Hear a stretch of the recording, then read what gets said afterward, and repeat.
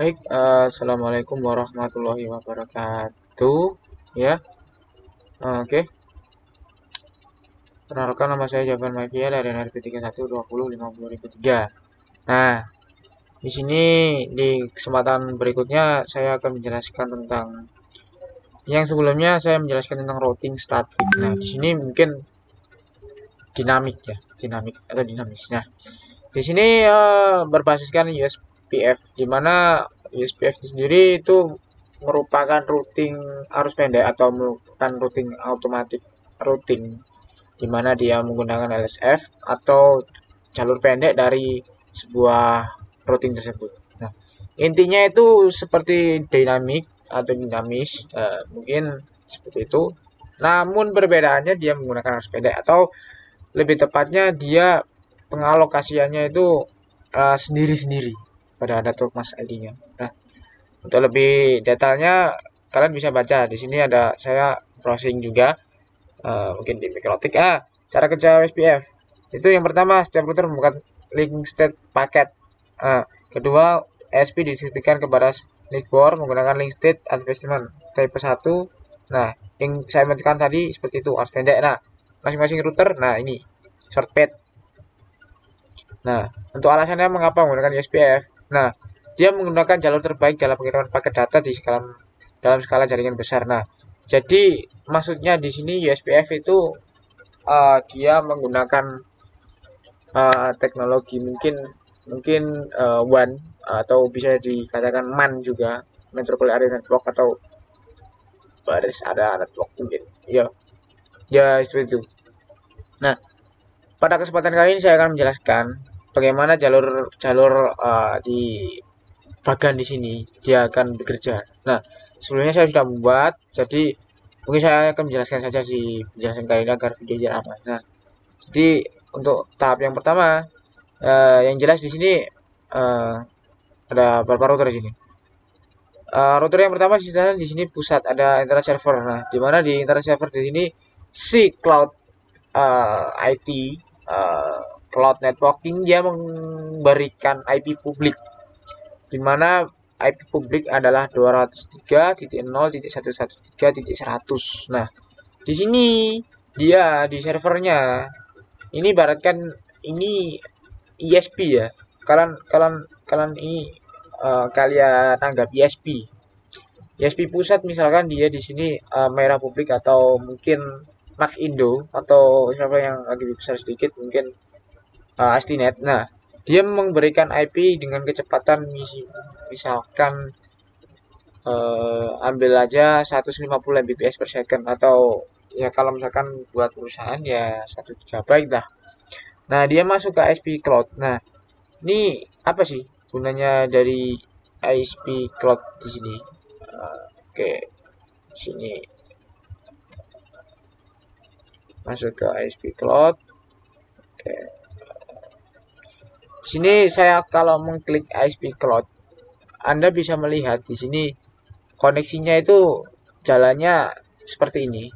Dia dia masuk ke IP 64 untuk menyebarkan ke PC-PC lainnya. Nah, saya kembalikan.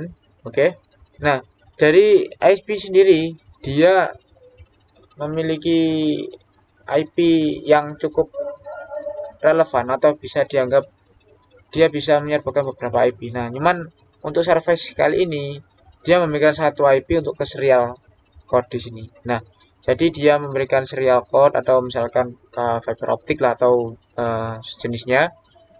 Lalu dia memiliki IP di gigabit Ethernet 0 itu 10.0.1.1/29. Nah, itu defaultnya untuk IP router di server pusat biasanya. Di router pusat maksudnya dari router di server pusat gitu.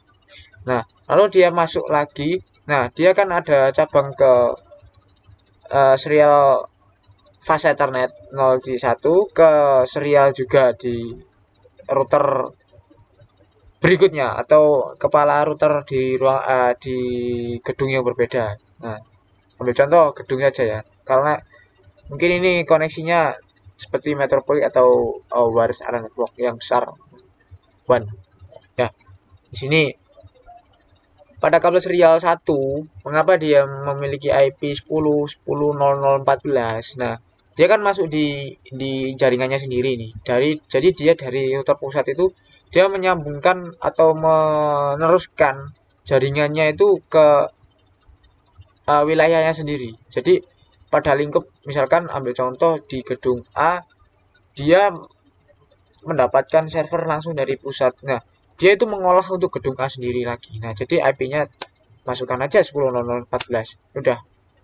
Udah nggak ribet-ribet gitu loh. Nah, di sini ada penjelasan lagi.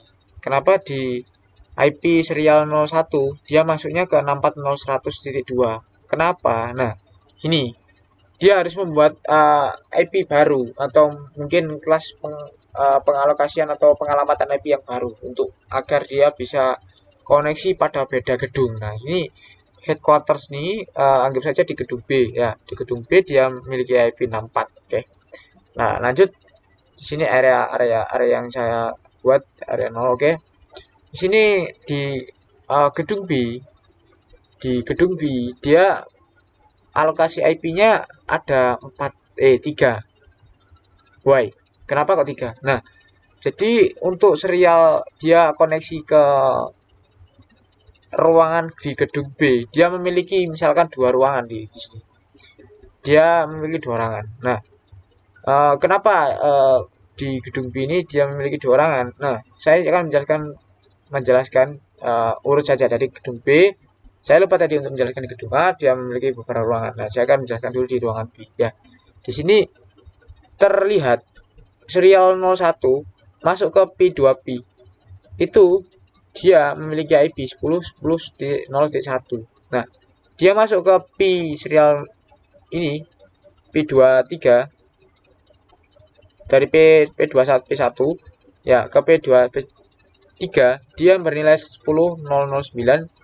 Nah, untuk yang ke router di sini untuk membridge dia memiliki IP lagi 10.0.0.13. Dia untuk mengkoneksikan di sini.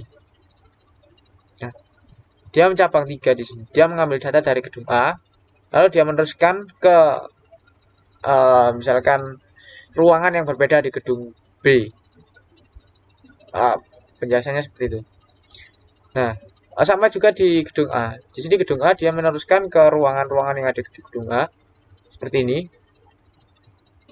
Nah, di sini ada beberapa settingan. Nah, mungkin akan saya jelaskan mengapa. Oke, mengapa di sini tetap menggunakan 30 namun ini 29. Nah, ambil contoh perbedaan di sini.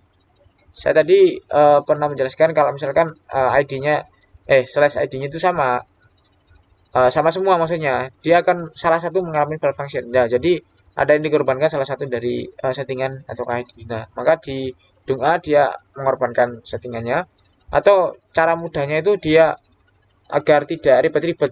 Jadi harusnya dilangsung aja, maksudnya dilangsung aja, langsung connect ke pusat, bla bla bla. Jadi tidak usah pakai hub atau switch yang banyak-banyak gitu loh. Mesti kan jadi lebih simpel gitu. Jadi settingannya lebih gampang atau mungkin membuat rancangan kabelnya tidak banyak-banyak gitu loh. Nah, jadi di sini untuk P2P min strip 2 dia masuk ke settingan di sini oke terlihat oke. Nah, jadi di gedung saya akan jelaskan di gedung A dulu. Nah, di gedung A dia masuk ke settingan IP di sini langsung ke satu kelas C. Nah, jadi di switch ini dia mengatur dia masuk ke IP kelas C dari kelas A mungkin ya, dari kelas A. Di sini juga dari kelas A. Di sini pengalokasiannya pada ruangan di gedung B, di ruangan 1. Dia menggunakan IP 192.168. Dia menggunakan network address 192.168.1.0. Nah, itu masih network. Jadi dia bisa membuat beberapa subnet membuat beberapa network ID. Misalkan 192.168 berapa 192.1.1 hingga size 24 ini biasanya 254. Nah, lanjut ke ruangan kedua di gedung B, dia menggunakan network mask 192.168.2.0. Kenapa ini 1, ini 2? Nah, jadi gini, misalkan di router tersebut mau dibedakan ruangannya atau dibedakan sub dari ruangan tersebut. Misalkan dari ruangan dia ingin menyekat-nyekat dari ruangan tersebut. Misalkan satu ruangan kan misalkan ada 50 PC nih. Jadi pada 50 PC itu disekat. Jadi 25 PC, 25 PC. Biasanya itu untuk pengerjaan kantor ya. Jadi pengerjaan kantor itu pada satu ruangan dia menggunakan ruangan sekat. Jadi pada ruangannya disekat-sekat. Tujuannya itu apa? Biar misalkan ada error dari satu kantor ke kantor kedua pada ruangan di gedung yang sama. Di ruangan yang sama pada gedung yang sama, dia tidak mengalami malfunction atau error. Nah, fungsinya itu. Nah, network jadi dibedakan 1.0, 2.0. Nah, lanjut. Serut. Nah, ke sini ke serial port ke ruangan yang kedua. 2 ya, bukan 3 tadi ya. Maaf, saya lupa. Ini ruangan 1, ruangan 2. Nah, ruangan 2 di sini dia bridge juga. Dia boleh ambil data dari ruangan 1. Dia boleh ambil data dari gedung A pusat. Gedung A pusat ini bisa saja dia memberikan data ke ruangan lainnya di gedung. Misalkan kita buat ruangan yang baru. Nah, dia juga bisa mengambil data dari pusat dan dia juga bisa mengambil data dari ruangan gedung A dan gedung A. Nah, saya akan jelaskan satu persatu. 2, 3. Dia akan masuk ke sini ke ruangan kedua di gedung B. Dia masuk ke alamat mengolaskan IP 192.168.3.0/28. Nah, saya sudah sebutkan di sini tadi untuk network address-nya ini berbeda agar misalkan kita mau mengotak-atik di sebuah kantor atau ada errornya atau ada orang iseng itu, jadi dia tidak langsung bisa membobol gitu. Selagi dia tidak tahu IP-nya, udah beres gitu. Tapi kalau misalkan pada orang yang kerja kantor di situ dia juga ada sedikit ilmu IT, ya udah. Assalamualaikum warahmatullahi wabarakatuh. Ya, oke. Lanjut ke gedung A. Maka saya akan menjelaskan di gedung A. Kenapa di ruangan 1 di gedung A dia menggunakan IP 4.0? Kenapa dia menggunakan IP kelas C di network address yang sama seperti di ruangan kelas B? Di ruangan di gedung B. Di gedung B. Kenapa? Karena agar dia bisa terkoneksi satu sama lain. Nah, di sini kan mungkin ada PC lalu server lagi mau ya dia mungkin mau menyebarkan datanya lagi atau bagaimana di berbagai ruangan di B, di gedung B. Nah, jadi gedung A sendiri di sini ada PC 2. Di sini PC ya PC lalu di ruangan pertama lalu di ruangan kedua. Di ruangan pertama dia menggunakan network 4.0, di ruangan kedua dia menggunakan network 5.0. Kenapa? Nah, di sini tujuannya agar ini semua bisa terkoneksi satu sama lain. Oke, mungkin akan dicoba. Mungkin akan coba ping untuk melihat apakah dia memang bisa terkoneksikan dengan itu gedung A. Coba saya dari gedung gedung A koneksi ke gedung A di ruangan 1. Coba ya. Ping 112.8. Nah, koneksi kan? Dia menggunakan reply. Fungsinya ini bridge connection dari dynamic ini IP sama itu fungsinya agar kita sebagai administrator tidak bingung. Jadi udah yang lari ke ruangan semua itu ambil kelas C aja biar gak bingung. Jadi kalau nanti pun dia masuk ke kelas A atau kelas B udah samakan semua. Jadi di situ mempermudah administrator dalam mengelola jaringannya. Apabila mungkin memang perusahaan tersebut besar, jadi mungkin akan tidak lupa. Biasanya tujuannya seperti itu. Misalkan kecil-kecilan, CV kecil-kecilan, mungkin dia akan memperketat, mungkin akan beda-beda, IP-nya beda-beda. Ada orang di sebuah CV dari kenalan saya itu dia menggunakan IP yang sangat-sangat unik. Jadi dia menggunakan IP kelas A dan kelas B dan kelas C di ruangan CV yang hanya sekecil. Nah, gimana cara dia mengatur seperti itu? Nah, itu dia menggunakan mikrotik dan mungkin settingannya beda lagi gitu. Jadi kali ini kan saya akan menjelaskan tentang ini saja. Nah, jadi seperti itu ya. Ini sama saja dibolak-balik. Misalkan PC A, koneksi ruangan ya saya coba saja lah biar enggak bingung.